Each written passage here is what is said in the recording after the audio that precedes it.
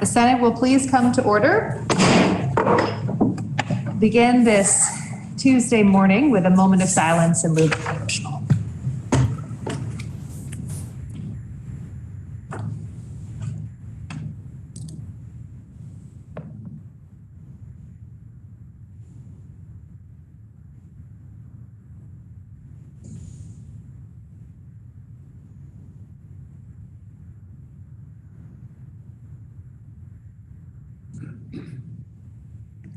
Thank you. Are there any announcements as we begin today? Hearing none, seeing none, I don't believe we have any bills for reference, so we will move right into the orders of the day. There has been a request to pass over H 737, so we'll move along to S 33. Calendar today, S33, Act relating to project-based tax inclusion financing districts. The House has proposed to the Senate to amend the bill as set forth on page 138 of today's calendar. And the underlying question is, shall the Senate concur with the House proposal of amendment on S33? I do believe we need to allow Senator Bray into the Senate. You don't have Senator. The senator from Wyndham is recognized. Thank you, Madam President. At this time, let's pass over S33. Thank you.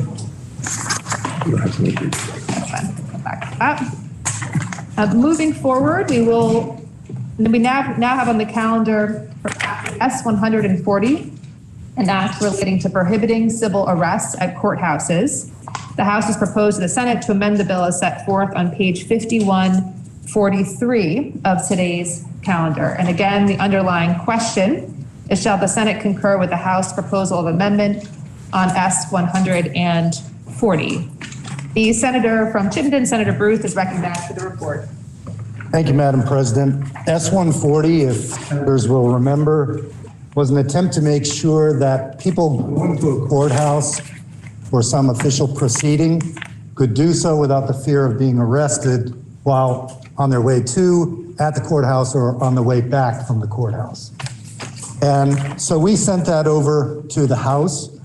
The House, in our opinion, on Senate Judiciary, did good work on the bill. They made a couple of changes, and I will walk senators through them. As per the House's preference, they added legislative intent at the beginning, but it is well designed to speak to the heart of the bill. And you'll see there under section 1, no person should be denied access to justice if they fear being subject to civil arrest when attending a court hearing or traveling to or from the courthouse. All persons should have the opportunity to use the court system to advocate for themselves and their interests. And this is a key for me. Prohibiting civil arrests at a courthouse prevents disruption of court proceedings, and in that way ensures a robust law in the United States, and specifically Vermont.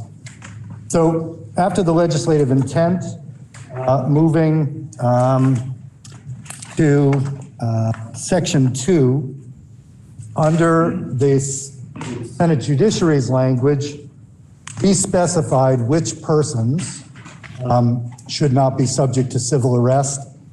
The discussion in the House turned around broadening that to any person who was on their way to the courthouse for official proceeding. And so the language is now a person rather than a specific person who is subpoenaed, for instance. If you go down to remedies, subsection 3, the language now says that someone who violates this piece of law shall be subject to contempt proceedings. In our language, we said civil contempt, but the House rightly thought criminal contempt might come into play. So now it just simply says contempt proceedings. And then the other change is near the end of the language. It says under the final subsection F, notwithstanding section 3578 of this title, the protections and remedies afforded by this subsection apply irrespective of when the privilege against civil arrest is invoked. Now, current law says you invoke the privilege when you're arrested. But if you think about part of the reason for this bill, protect under the Trump administration migrant workers who are being targeted by ICE at courthouses. It's a common thing for such a person not to know that this statute exists. They wouldn't invoke it when they were arrested. Then when they finally got in contact with a lawyer and were told that they had protection, it was too late. The House has fixed that with this notwithstanding. The last thing I would say, Madam President, is if people will look back to Section 2, this is now located in 12 VSA 3577, which it turns out was an existing statute that was little known, and it actually protects not just people going to the courthouse, but the governor and who's in this chamber on their way to an official Senate proceeding. So, believe it or not, if you are arrested for speeding on the way to the Senate floor, you cannot be detained under this statute. And so Eric Fitzpatrick thought it made sense to locate this new piece about civil courthouse protections in this pre-existing statute. So with that said, Madam President, we did like the work you did, and we were unanimous in support. Thank you. The question is, shall the Senate concur with the House proposal of amendment on S 140? Are you ready for the question? All those in favor, please say aye. Aye. Those opposed, nay. No. As appear to have it, the ayes do have it, and concur with the House proposal amendment on S 140. There has been a request to pass over S 234. We'll now move to 489, an act relating to miscellaneous provisions affecting health insurance regulation. The House has proposed an amendment to the Senate proposed amendment, which is found on page 5182 of today's calendar. And the automatic question is, shall the Senate concur with the House proposal of amendment to the Senate proposal of amendment? I believe the senator from Washington is recognized for the report. Yes, Madam President. Senate Finance did look at this yesterday. We determined it really didn't make any significant changes and would ask the body to concur. The question therefore is, shall the Senate concur with the House proposal amendment to the Senate proposal amendment on H 489? Are you ready for the question? All those in favor, please say aye. Aye. Those opposed, nay. Ayes have it. The House proposal of amendment, the Senate proposal of amendment on H 489. We have on the calendar now for third reading, H 353, an act relating to pharmacy benefit management. Third reading was ordered on May 9th. Are there any amendments before third reading? The senator from Washington is recognized for amendment, which is found on page 5260 of today's calendar and is a calendar amendment. Thank you, Madam President. I kind of got my thunder stolen yesterday. I had to explain my vote on the roll call. And I would like to say, starting out, as a member of the committee, I generally abide by the rules, and I take doing an amendment that is counter to the committee bill very seriously. I don't know that I've ever done it before. But I also know that I've probably done as much work with PBMs. I'm getting mixed up with PCBs these days. With PBMs and pharmacy management and all of that, going back 20 years when Vermont was a leader in trying to rein in the power of PBMs. They're very powerful. I don't like the fact that the pharmaceutical industry and whatever the role PBMs are playing have the American people pretty much by the throat. They produce substances that we all need to stay alive and lead better lead better lives. But I also am a realist. I may not like them, but they're here and they're going to be here. And I need to deal with them the best I can until the federal government basically decides to do something to rein in their power. You'll note at the beginning of this bill, we exempted Medicaid. That's our state health insurance policy for low income. The reason we've done that is that close to a decade ago, Medicaid reached some agreement with PBMs, and we have been told, you don't touch our pharmacy plan. And they have a very similar program to what the, working with a PBM and working with designated pharmacies to keep the costs down for pharmaceuticals. The insurance companies, we have sent out and said, your job is to provide good health insurance and to keep the cost down. Our insurance companies are also realists, and they are not for profits. They are not making profits for corporate shareholders. Their rates are strictly regulated.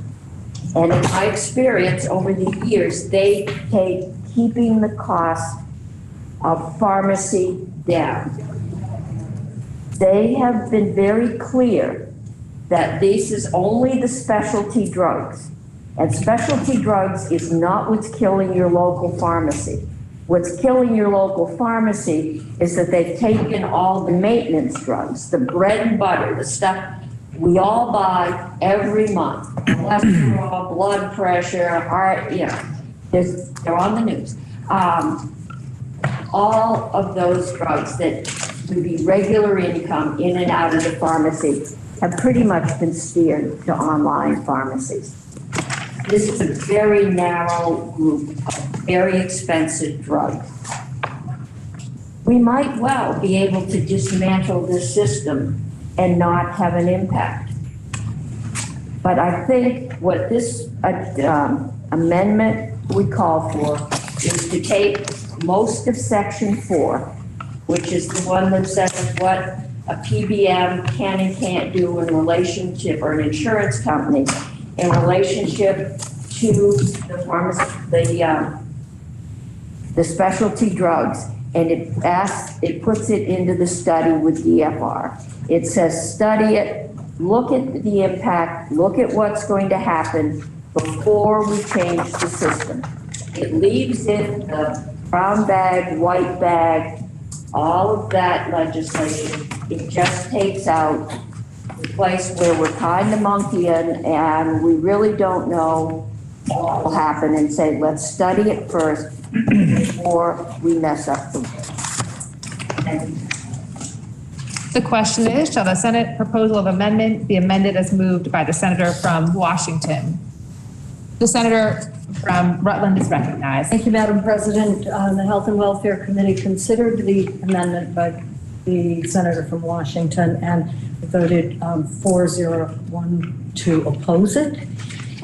We felt that we had already discussed many of the items that are in the amendment, that we put them in an actionable part of the plan of the bill, because we need to have oversight on these the pharmacy benefit managers. That is not going to be accessible unless this bill passes the way it is. So we would kindly ask the Senate to oppose this. Thank you, Madam President.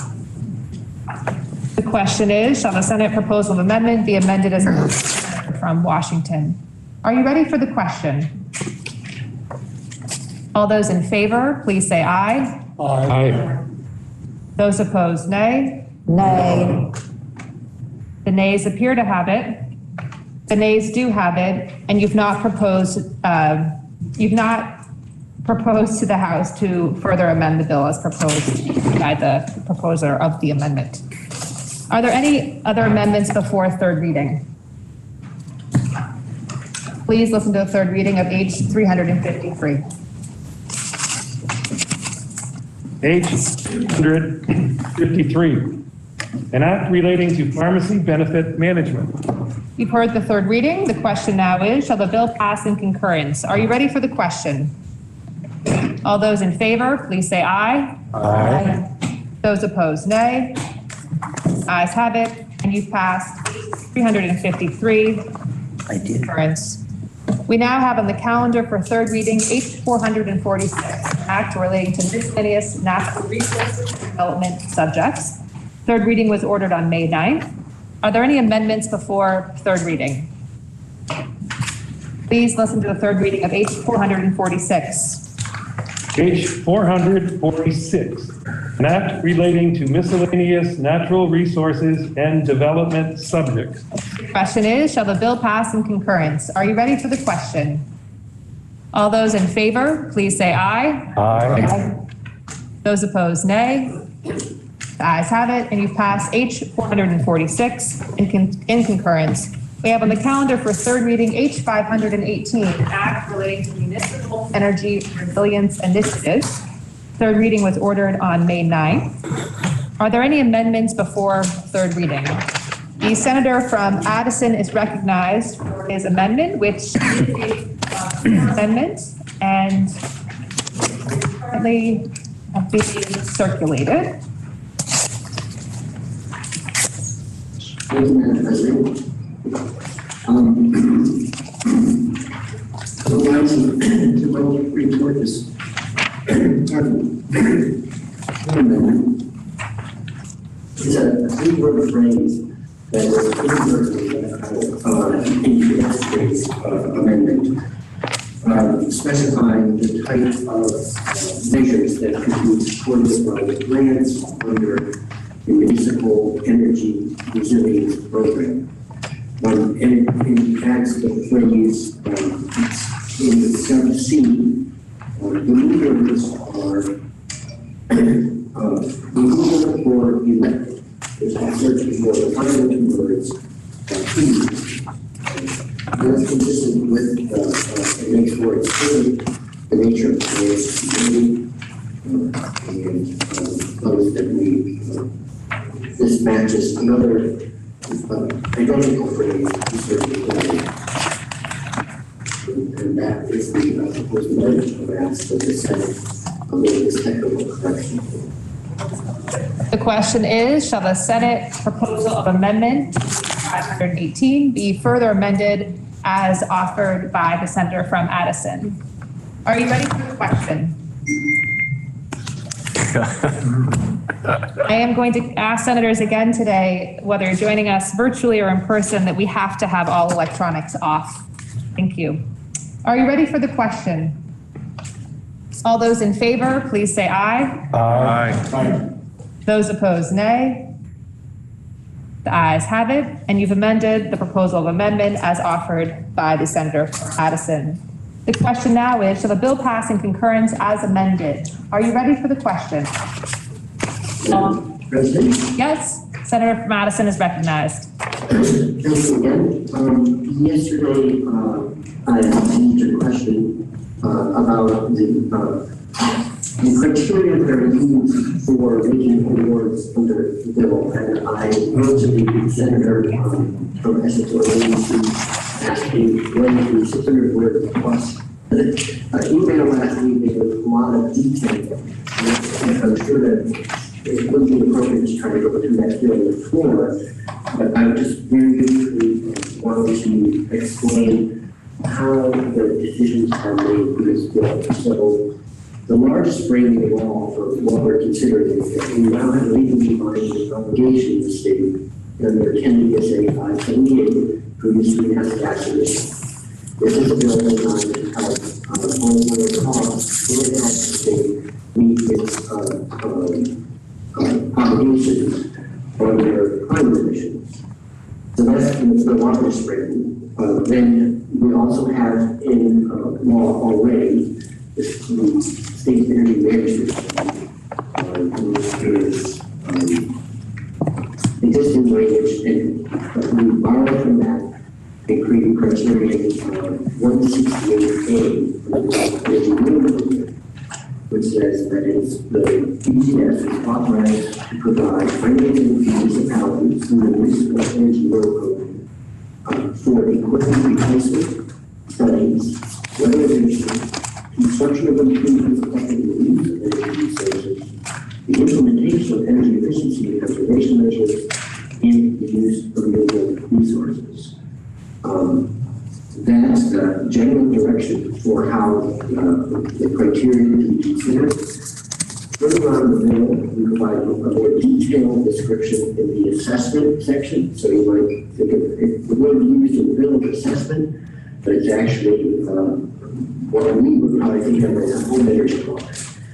Except that in this case, it is a level 2 actuary investment grade audit.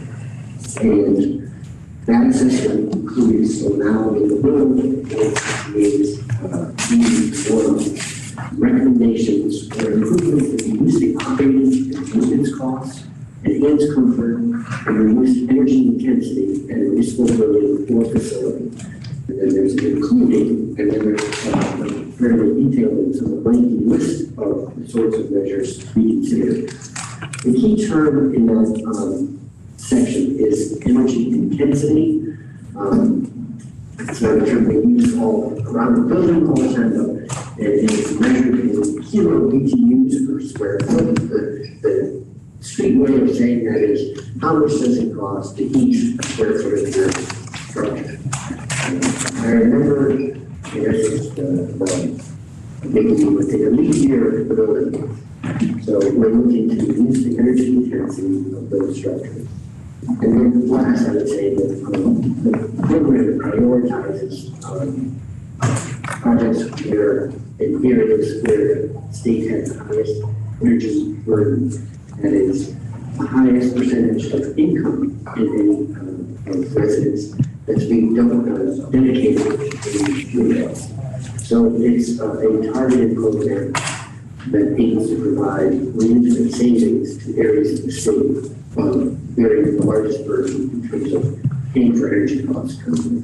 I don't know if that provides additional satisfactory information to the senator. If not, I'm happy to answer more questions. Senator from Essex Orleans. Madam President, I thank the senator for the email this morning. I did read it and I consulted with BGS and my questions were answered, and thank you. Are there any additional amendments before third reading? Please listen to the third reading of H 518.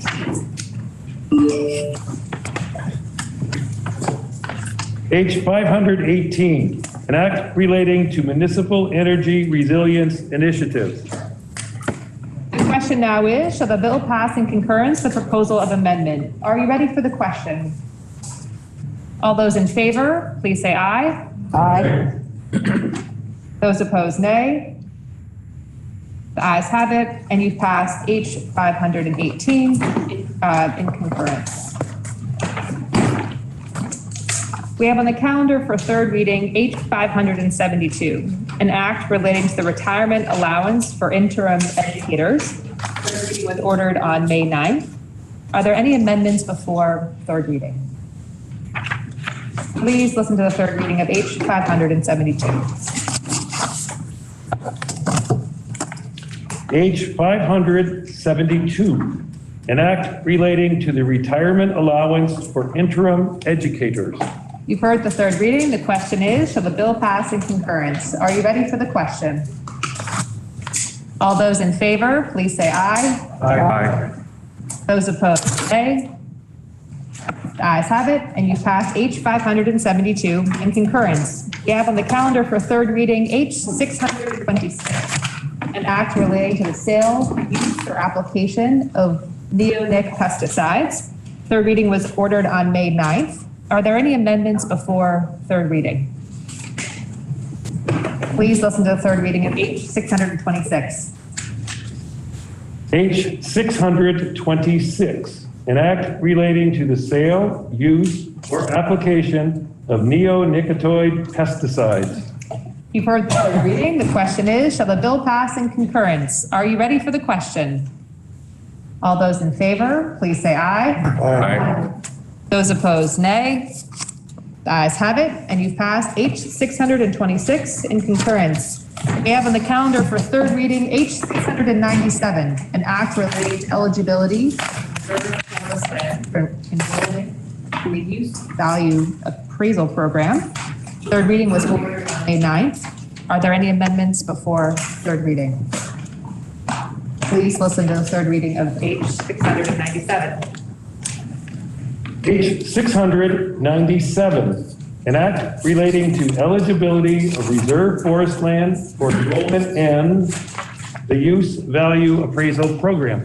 The question is, shall the bill pass in concurrence? Are you ready for the question? All those in favor, please say aye. Aye. Those opposed, nay. No. The ayes appear to have it. The ayes do have it, and you've passed H 697 in concurrence. We have on the calendar for third reading H 709, an act relating to miscellaneous agricultural subjects. Third reading was ordered on May 9th. Are there any amendments before third reading? Please listen to the third reading of H 709. H 709, an act relating to miscellaneous agricultural subjects. The question is, shall the bill pass in concurrence? Are you ready for the question? All those in favor, please say aye. Aye. Those opposed, nay. The ayes have it, and you've passed H 709 in concurrence. There has been a request to pass over H 716. So we'll move to third reading of H 742, an act relating to approval of amendments to the charter of the town of Milton. Third reading was ordered on May 9th. Are there any amendments before third reading? Please listen to the third reading of H 742. H 742, an act relating to approval of amendments to the charter of the town of Milton. You've heard the third reading. The question is, shall the bill pass in concurrence? The senator from Rutland is recognized. Thank you, Madam President. Yesterday, the junior senator from the Madison District asked a couple of questions, and I know that she has been in contact with Ledge Council, but for the benefit of the other senators, the questions were, is it common practice for a charter to contain provisions governing a school board or school district, and whether the school district weighed in on the charter amendments? So to the first question, Milton still has an incorporated town school district. In fact, the school district is entirely contained within the town and currently governs the school board of trustees and the superintendent. So the school district components of Milton's charter effectively act as town school district charter provisions. The second question had to do with the interaction. There were two direct connections between Milton's charter process and the town school district. The first was the voters. The voters of the town are also the voters of the town school district, and there was a direct interface with the school district. Hopefully that answers the senator's questions. The question is, shall the bill pass in concurrence? Are you ready for the question? All those in favor, please say aye. Aye. Those opposed, nay. The ayes have it, and you pass H 742 in concurrence. We also have on the calendar for third reading H 745, an act relating to the approval of the adoption of the charter of the town of Montgomery. Third reading was ordered on May 9th. Are there any amendments before third reading? Please listen to the third reading of H 745. H 745, an act relating to the approval of the adoption of the charter of the town of Montgomery. The question is, shall the bill pass in concurrence? Are you ready for the question? All those in favor, please say aye. Aye. Those opposed, nay. The ayes have it, and you've passed H 745 in concurrence. And finally, we have on the calendar for third reading H 746, an act relating to an amendment to the charter of the city of Burlington. Third reading was also ordered on May 9th. Are there any amendments before third reading? Please listen to the third reading of H 746. H 746, an act relating to an amendment to the Charter of the City of Burlington. You've heard the third reading. The question is, shall the bill pass in concurrence? Are you ready for the question? All those in favor, please say aye. Aye. Those opposed, nay. Ayes have it, and you've passed H 746 in concurrence. There has been a request to pass over H 175, which then does complete the action calendar for today, and the senator from Wyndham is recognized. Thank you, Madam President. At this time, I ask that the rules be suspended and we take off the notice calendar SR 27, SR 26, H 512, H 533, S 224, H 465, H 729, H 739, S 53, and H 72. H 720. H 720.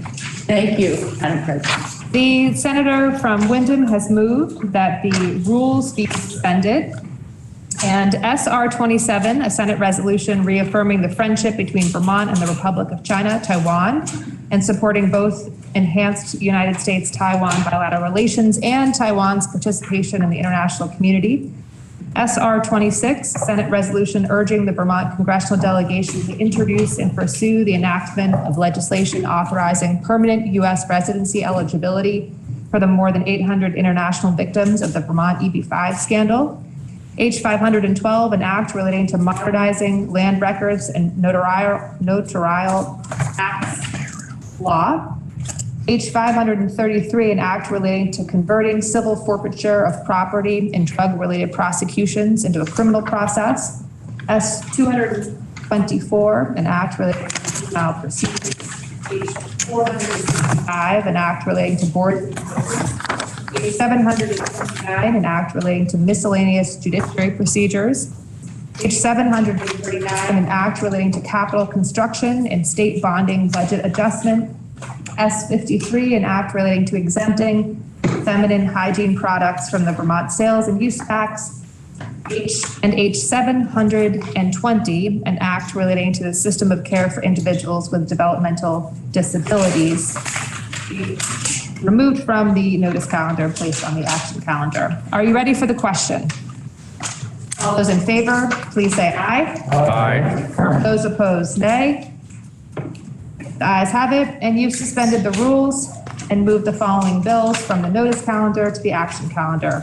SR 27, SR 26, H 512, H 533, S 224, H 465, H 729, H 739, S 53, and H 720.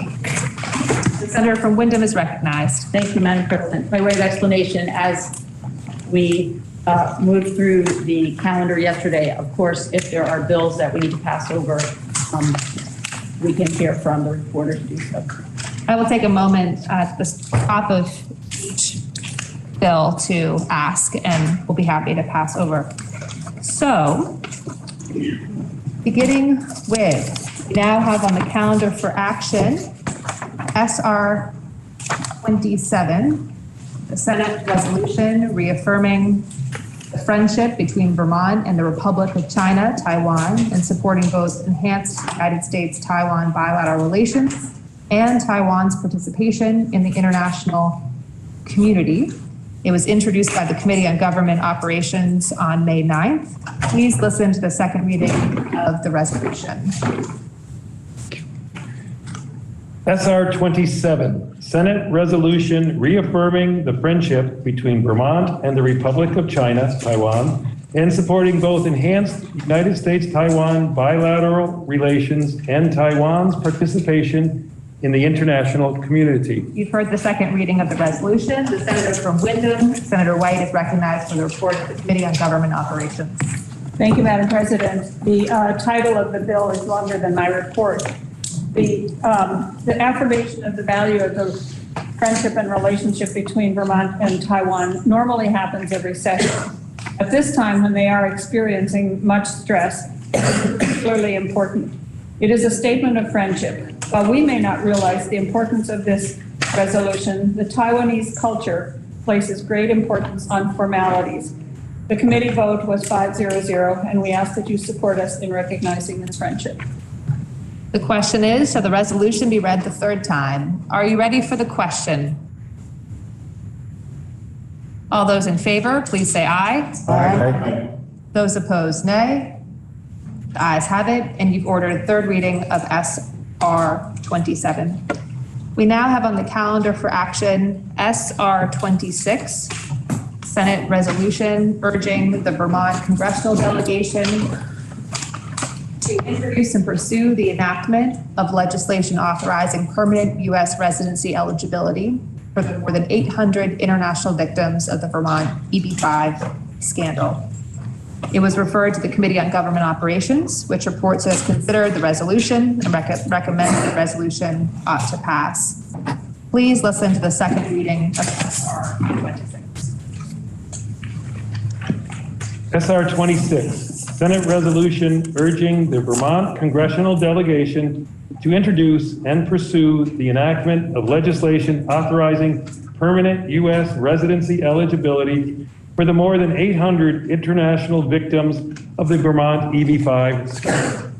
The senator from Wyndham, Senator White, is again recognized for the report of the Committee on Government Operations.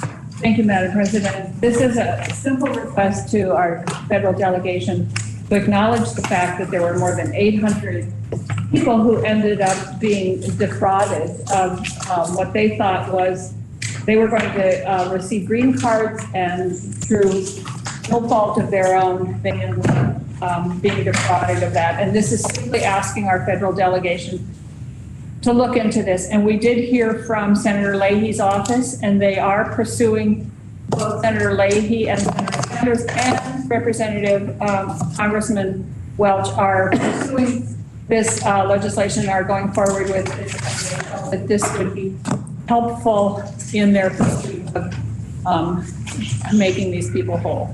Thank you. The committee vote was 5-0-0. The question is, shall the resolution be read the third time? Are you ready for the question?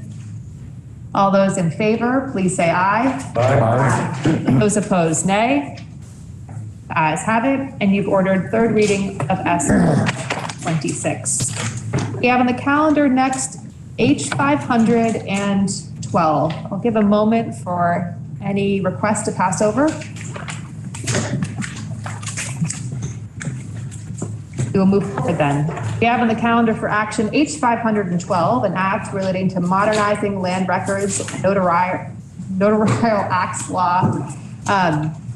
It was referred to the Committee on Government Operations, which reports the bill amended as set forth on pages 5279 to 5280 of today's calendar, and that when so amended, the bill ought to pass. The bill was then referred to Finance, which reports that it's considered the bill, recommends that when so amended as recommended by the Committee on Government Operations, the bill ought to pass. And finally, it was referred to the Committee on Appropriations, which also recommends that when so amended as recommended by the Committee on Government Operations, the bill ought to pass. Please listen to the second reading of H512.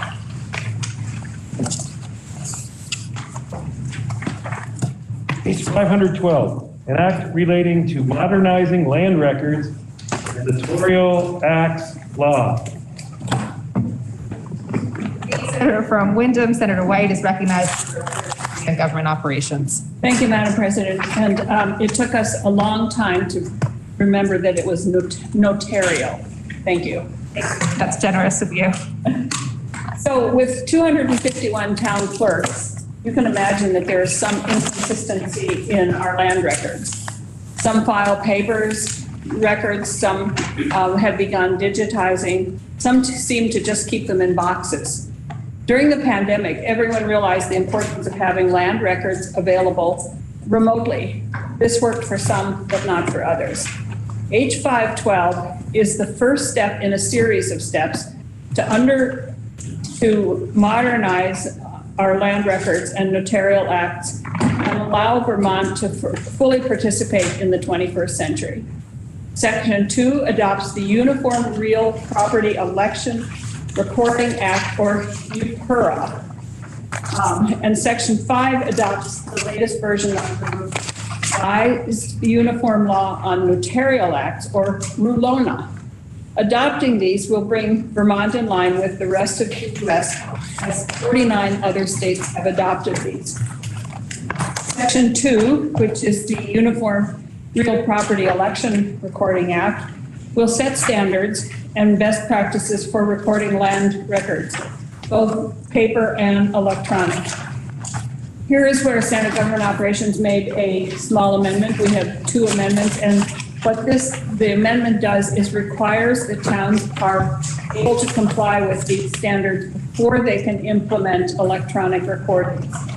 This is important for a number of reasons. There are 246 recording agencies or offices. 102 of them utilize some form of digitized land records. Some are searchable online, some are not. There are 4 different IT systems used. The Vermont Constitution is clear that land records must be kept and maintained by the clerk in the town where the property is located. There is no provision in state law that allows town clerks to convert paper land records to digital and provide access to them. And there are no provisions in current law for statewide standards and best practices. So this is really important to pass. Section 3 asks for a report on the progress being made.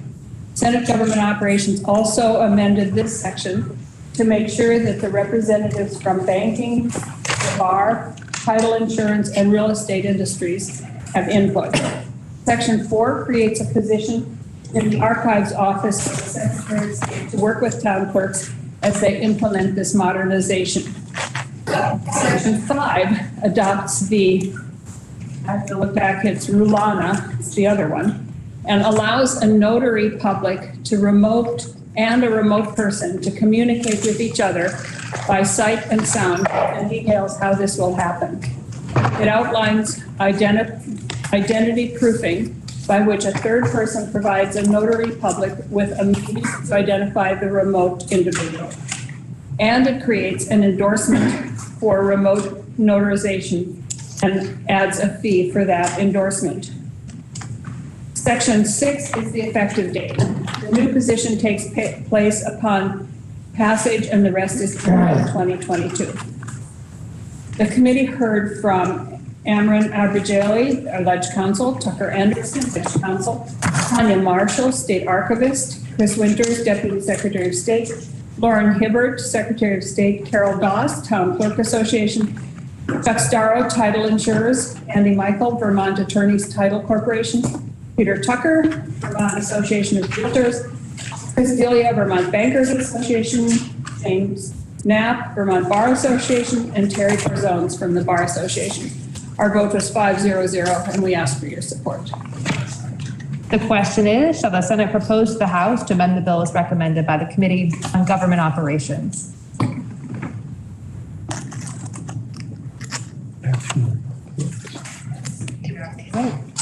With no disrespect to the Committee on Finance, who is now recognized Senator McDonald for the report. Sorry, Senator. No problem, Madam President. Notaries public are familiar to senators. They used to be much more familiar when voter registration sheets had to be notarized.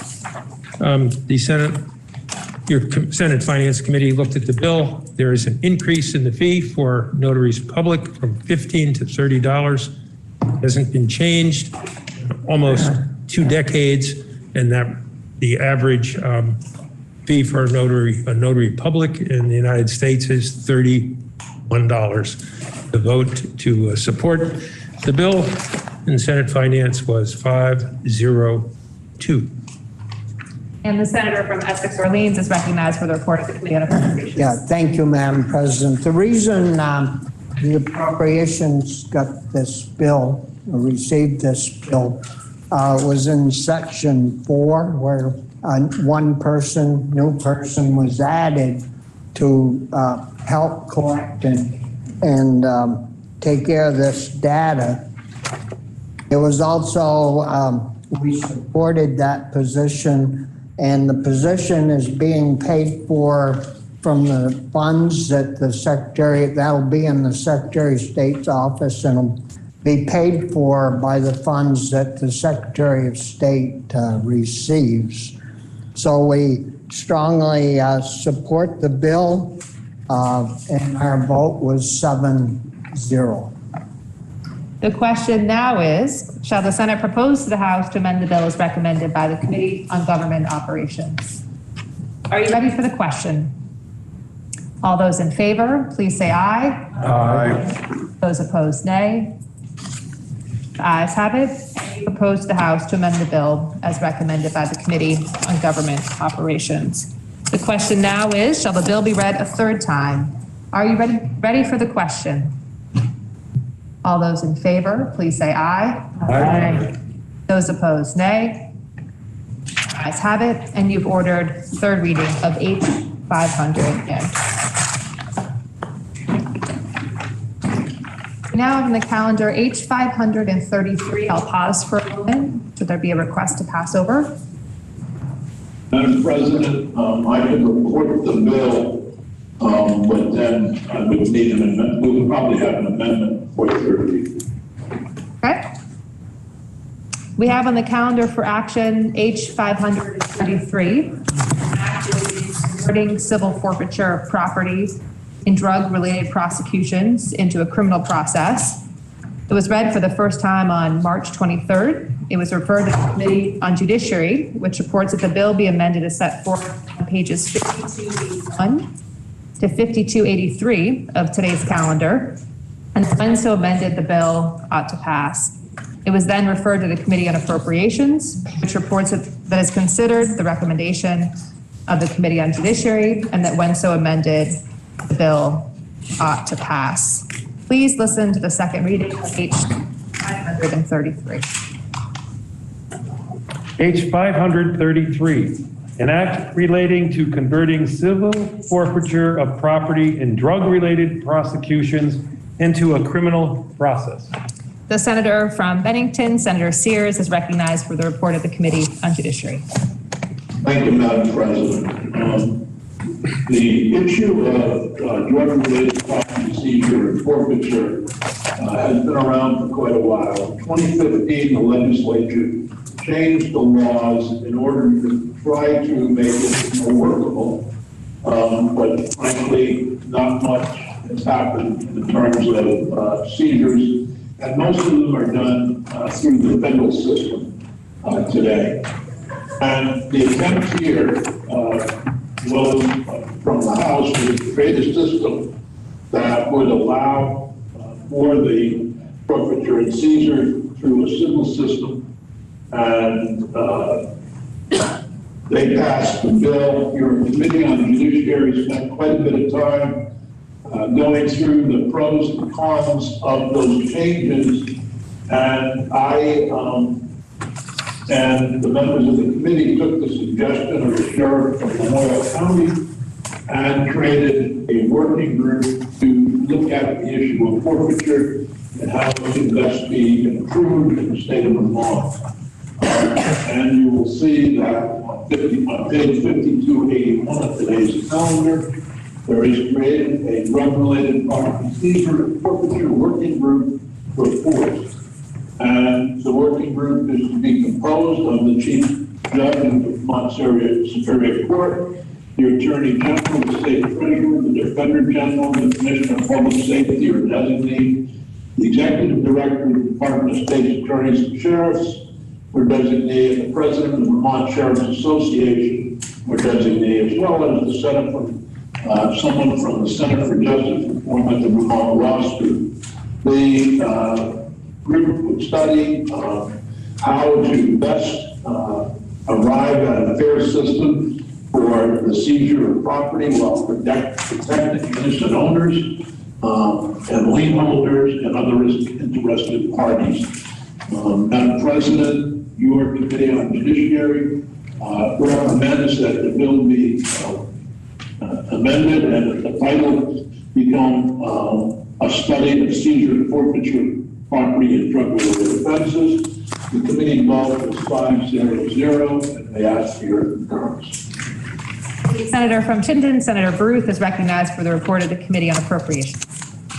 Thank you, Madam President. I believe Appropriations got this bill for two reasons. One is that the underlying bill from the House would have reduced the amount that the general fund receives under civil forfeiture. But as the Chair of Judiciary laid out, we struck everything from the House bill and replaced it with a working group. That, I believe, is the other reason Appropriations discussed this. You'll see that most of the people who are on the working group would not come in for per diems because they are salaried in the state system somewhere, but there may be one or two.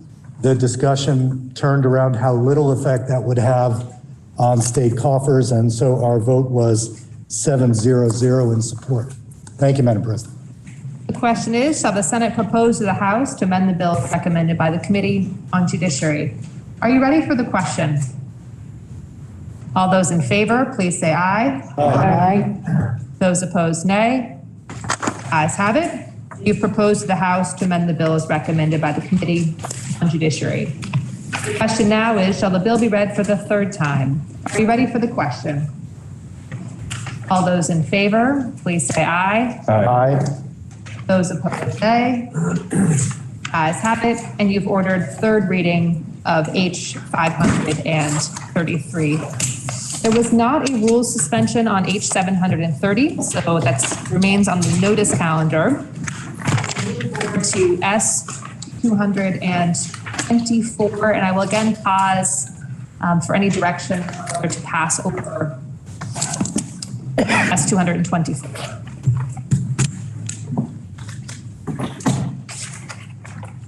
Okay. We have on the calendar for action S 224, an act relating to juvenile proceedings. The House has proposed the Senate to amend the bill as set forth on page 5315 of State Charter. And the underlying question is, shall the Senate concur with the House proposal of amendment on S 224?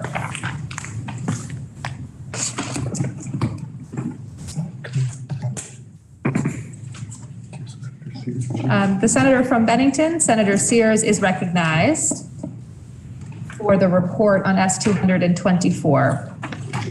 President, S 224 is an important bill that deals with the juvenile justice system and raise the age. It delays raise the age by a year. The House looked at the bill and made a few changes in the report section. Your Senate Judiciary Committee discussed those changes and think that they are an improvement. They also made a couple of technical corrections to the bill. We would urge on a 5-0-0 vote that the Senate concur with the House's proposals. The question is, shall the Senate concur with the House proposals of amendment on S 224? Are you ready for the question? All those in favor, please say aye. Aye. Those opposed, nay. The ayes have it, and you've concurred with the House proposals of amendment S 204. We'll now move to S 226.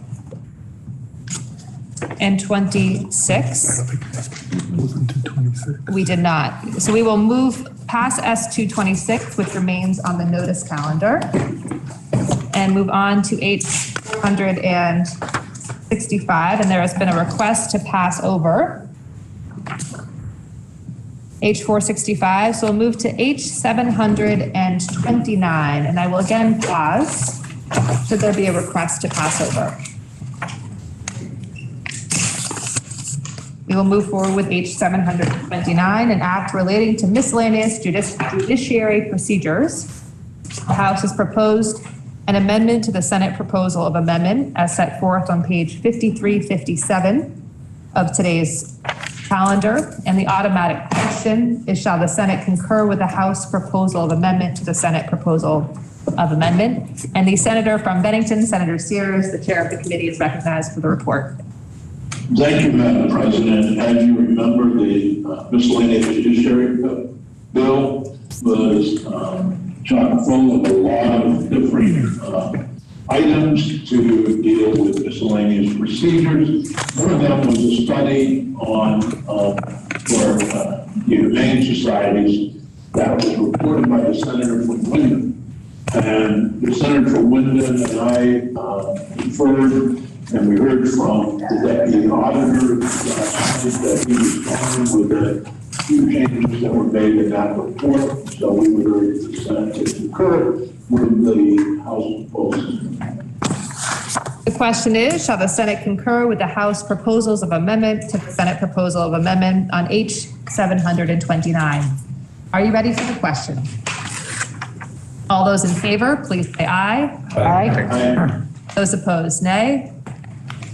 Ayes have it, and you concurred with the House proposals of amendment to the Senate of amendment on H 729. We'll now move forward to H 739, and again, I will pause should there be a request to pass over. Madam President. The senator from Windsor is recognized. I would ask that this be passed over. Thank you.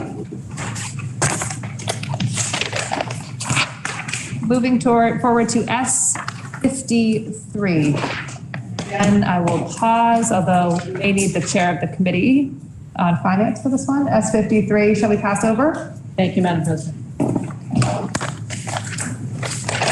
And H 720, an act relating to the system of care for individuals with developmental disabilities.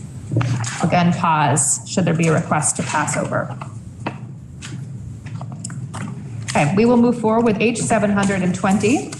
We have on the calendar a report for the Committee of Conference, which was appointed to resolve differences between the two bodies on H 720, an act relating to the system of care for individuals with developmental disabilities. The senator from Rutland is recognized for the report, which can also be found on pages 5377 to 5379 of today's calendar. Thank you, Madam President. All the conferees on this committee agreed with the importance of this bill. The proposals are really identical in that we see a need for oversight from the Department of Aging and Independent Living. And we're looking for a report from them. There were a couple of changes. The other body had proposed making sure that there was funding in the Budget Adjustment Act, in the next section, talked about not being able to buy loans. That was we did combine a couple of sections in this bill. One of the things that we were looking at in our chamber was the housing arrangements for people with developmental disabilities. The Congress wanted to make sure that we were looking at other programs in which these individuals are involved, and we agreed with that.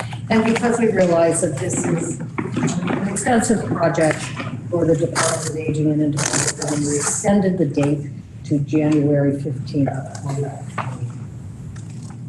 Thank you, Madam President. The question is, shall the Senate adopt the report proposed by the Committee of Conference on H 720? Are you ready for the question? All those in favor, please say aye. Aye. Those opposed, nay. Ayes have it, and you've adopted the report proposed by the Committee of Conference on H 720. There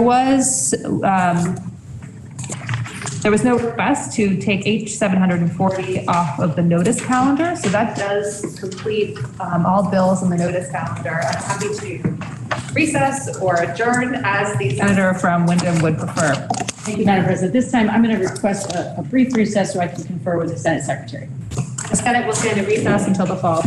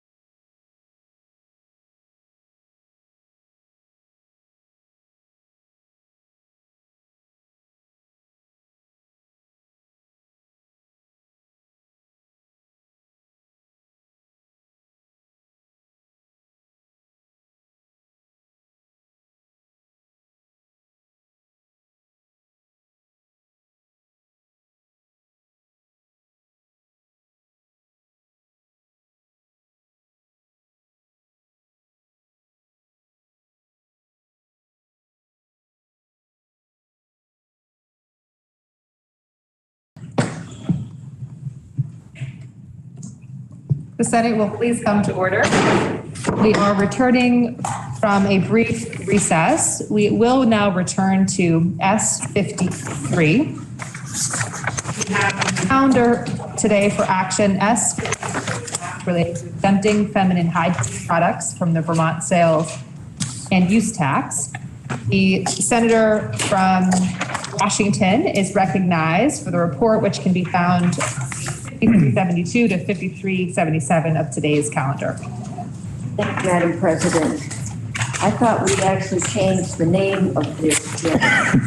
And we did do something yesterday to finally, I hope, change the name of this bill.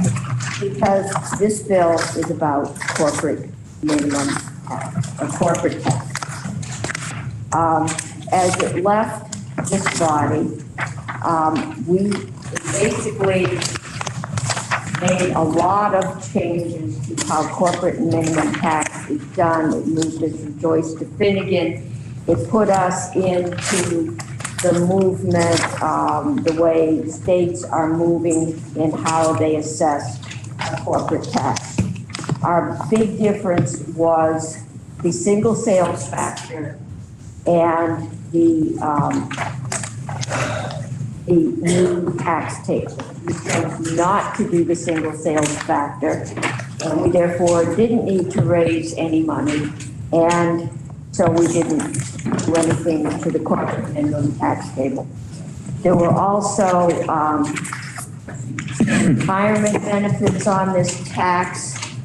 One came over from the House. All of those were stripped, and they are on 510. So we're dealing with all the retirement on 510. It really doesn't necessary on this bill, and it keeps this bill more focused.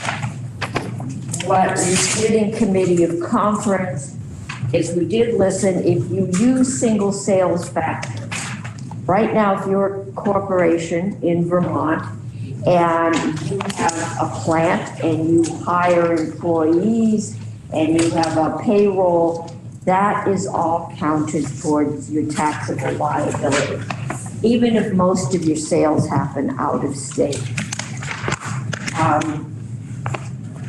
In the agreement, we have ceded the single sales factor. We have agreed to it because it does benefit Vermont corporations. In order to do that, we did need to raise some funds, so we went back to a new and improved minimum tax table. Under it, we collapsed the top two income brackets in that 88% of corporations will see a reduction from their present rate. The really large corporations will see a significant income, but we're told there's only two of those at the top of the tax rate, and maybe 100 in the second lowest bracket. Everybody else will see a significant reduction. Right now, I believe there's 300. Most corporations are 300, the small ones. This takes it to 100. It was a unanimous decision, and the body will vote to concur. The question is, shall the Senate adopt the report proposed by the committee on S53? Are you ready for the question? All those in favor, please say aye. Aye. Those opposed, nay. No. Ayes appear to have it. The ayes do have it, and you've adopted the report proposed by the Committee of Conference on S3. The senator from Wyndham is recognized. Thank you, Madam President. At this time, I ask that the rules be suspended and that we pass our actions on S53, an act relating to we changed the name, Madam President, corporate minimum, S53. Okay. S140, an act relating to prohibiting civil arrest in courthouses. S224, an act relating to juvenile proceedings. H353, an act relating to pharmacy benefit management. H446, an act relating to miscellaneous natural resources and development subjects. H49, an act relating to miscellaneous provisions affecting health insurance regulation. H518, an act relating to municipal energy resilience initiatives. H572, an act relating to the retirement allowance for interim educators.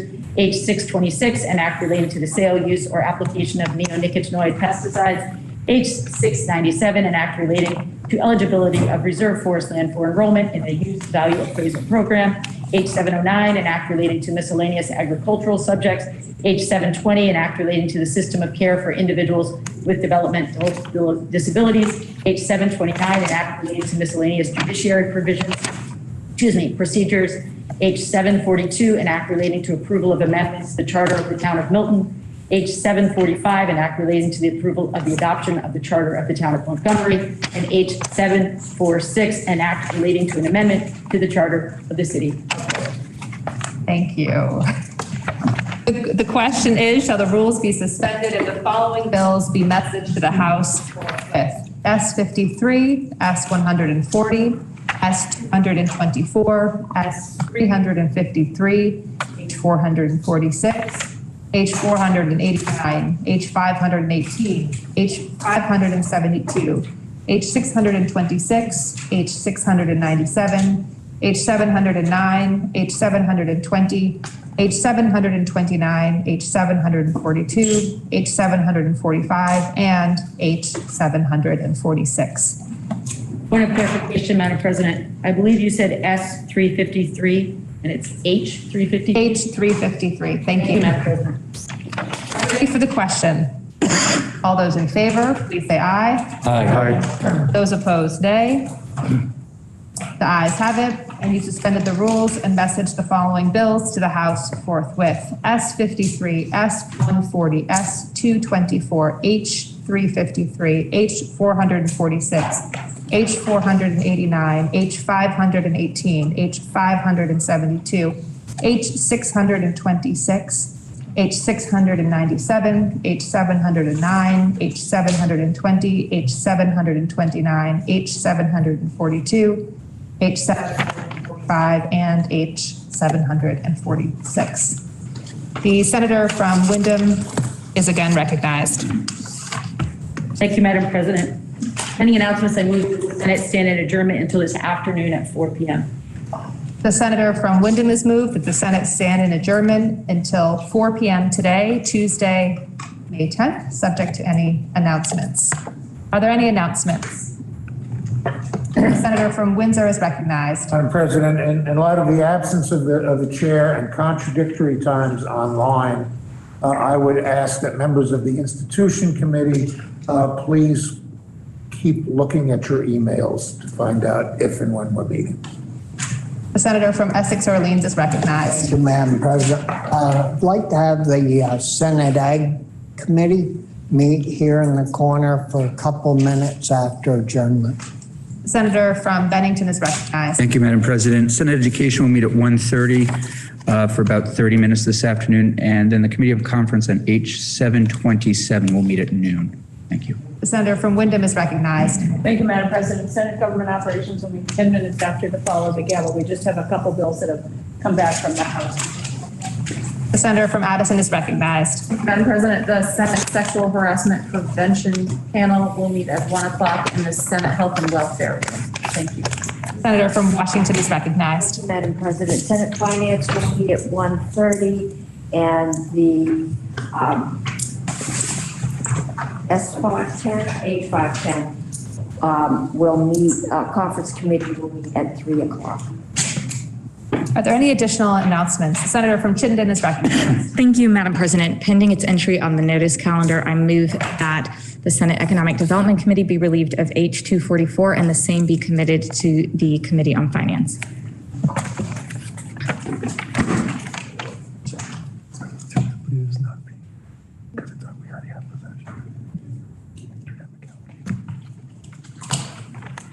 The senator from Chittenden has moved that pending entry on the calendar for notice, that the rules be suspended and pending entry on the calendar for notice, H244. Is that right? Yes. An act relating to authorizing the natural organic reduction of human remains. be referred to the Committee on Finance with the report intact. With the report intact, we did not make any changes to the bill. Are you ready for the question? All those in favor, please say aye. Aye. Those opposed, nay. The ayes have it, and you've suspended the rules and referred H 244 to the Committee on Finance with the report intact. Are there any additional announcements? The senator from Caledonia is recognized. Thank you, Madam President. You'll notice that the Committee of Conference on the Budget has completed its work, and the hope is before at some point this afternoon to do a briefing so that we can have an opportunity to explain the changes, answer any questions, and do it as a caucus of the whole.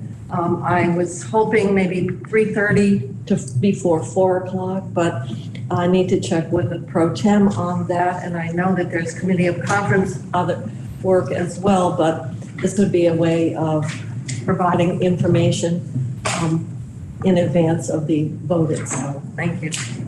The senator from Wyndham is recognized. We will get a notice out to senators via email, and I confer with the chair of appropriations and the Senate secretary. Are there any additional announcements? The senator from Addison is recognized, and then the senator from Rutland. Thank you, Madam President. May I inquire of the pro tem? You may. My question is about, I've heard we're having a new meeting. I don't know if it's as formal as a caucus, and I'm wondering if there will be remote, an opportunity to join that meeting remotely. Thank you, Madam President. I believe the majority whip was going to make an announcement about this. So I will sit down now, Madam President. The senator from Rutland is recognized. Thank you, Madam President. The Senate Democrats will caucus at noon in the Appropriations Committee room. I will have to check to see about having a Zoom for the Senator from Madison. Are there any additional announcements? The senator from Wyndham is moved. The Senate stand in adjournment until today at 4 p.m., Tuesday, May 10th. Ready for the question? All those in favor, please say aye. Aye. Those opposed, nay. The ayes have it, and the Senate stands adjourned until 4 p.m. today, Tuesday, May 10th.